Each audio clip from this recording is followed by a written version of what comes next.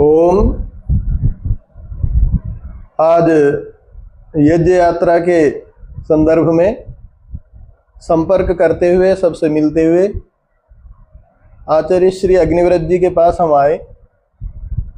आचार्य जी शोध विषय में, वैदिक शोध विषय में उसका इनका जो एक विशेष संदर्शन है, तो वैदिक फिजिक्स और निरुक्त पे इनका बड़ा विशेष कार्य हमने देखा। तो आचार्य जी के पास हम आशीर्वाद लेने आए। तो आचार्य जी ने हमारे इस यज्ञ यात्रा प्रचार कार्य के लिए अपने शुभकामनाएं और आशीर्वाद दिए। आचार्य जी अपने 2 वाक्य हमें कहेंगे और हम उससे लाभान्वित होंगे, प्रेरणा लेंगे। अभी आचार्य तेजस जी वेद गुरुकुलम हैदराबाद के पास में वो यहाँ आए। आपको मैं 2018 से जानता हूँ। आपके नाना जी बहुत प्रतिष्ठित वेद भक्त और क्रांतिकारी थे, प्रोफेसर रघुमन्ना जी। मैं भी आपके यहाँ गया था। आपके पिताश्री आचार्य नरेंद्र जी एक बहुत अच्छी यात्रा निकाल रहे हैं, सनातन जागरण राष्ट्र कल्याण यज्ञ यात्रा। ये मकर संक्रांति 14 जनवरी से प्रारंभ होगी, रामेश्वरम से लेकर के श्रीनगर तक, अर्थात सारे भारत को जोड़ने के लिए। यज्ञ शब्द का अर्थ संगतिकरण करना भी है। तो ये भी उत्तर और दक्षिण, उत्तर से दक्षिण को जोड़ने के लिए इस यात्रा पर निकले हैं और सनातन जागरण करते हुए, क्योंकि राष्ट्र का कल्याण भी सनातन वैदिक धर्म से ही हो सकता है, अन्य कोई मार्ग नहीं। जितने भी मतांतर हैं वो धर्म को, मानवता को भी तोड़ने वाले हैं और राष्ट्र को भी तोड़ने वाले हैं।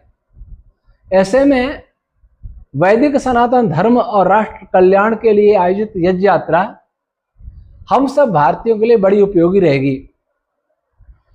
इस यात्रा का जो मानचित्र इस प्रकार है, रामेश्वर से लेकर के मैसूर होते हुए, नागपुर होते हुए, अहमदाबाद, जयपुर से हरियाणा में प्रवेश करके दिल्ली, फिर पंजाब और वहां से फिर ये श्रीनगर तक पहुंचेंगे।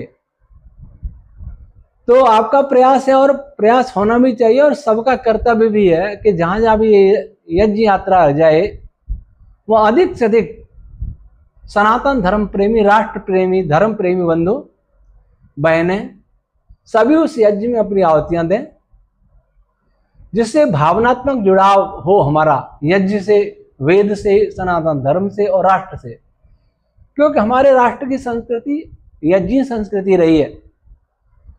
इस यज्ञ की रक्षा के लिए ही त्रेता युग में मर्यादा पुरुषोत्तम श्री राम जी ने धनुष बाण धारण किया था महर्षि विश्वामित्र जी के यज्ञ की रक्षा करने के लिए। अयाज्ञिक लोगों के लिए, वेद विरोधी लोगों के लिए भगवान योगेश्वर कृष्ण जी ने सुदर्शन चक्र धारण किया था दुष्ट लोगों के दमन करने के लिए। उस समय हालांकि संप्रदाय नहीं थे, लेकिन वेद विरोधी वो जो वेदानुसार जीवन नहीं जीते थे, आज उनकी प्रबलता है। ऐसे में सभी वेद भक्तों, सनातन धर्म प्रेमियों और राष्ट्र भक्तों का एक कर्तव्य है कि वो एक हों। उस एकता का अगर कोई सूत्र यज्ञ है तो ये बड़े सौभाग्य की बात है। इसलिए मेरे सभी भारतीयों से ये निवेदन है कि जहां जहां भी जिस मार्ग पर ये यात्रा जाए उसमें बढ़ चढ़कर भाग लें, आहुतियां देकर पुण्य के भागी बने और वेदोपदेश का श्रवण करें। सनातन धर्म क्या है, राष्ट्र की रक्षा कैसे हो सकती है, राष्ट्र का हित कैसे हो सकता है, ऐसे आचार्य नरेंद्र जी से विचार सुने और दूसरों को भी बताएं, जिससे इनकी राष्ट्र जागरण के लिए की गई यात्रा सफल होवे। ऐसे में आपकी सफलता की कामना करता हूं और सभी भारतीयों से ये आशा करता हूं कि वे इस यात्रा में पूरी तरह, हर तरह से अपना योगदान अवश्य देंगे। ओम शांति।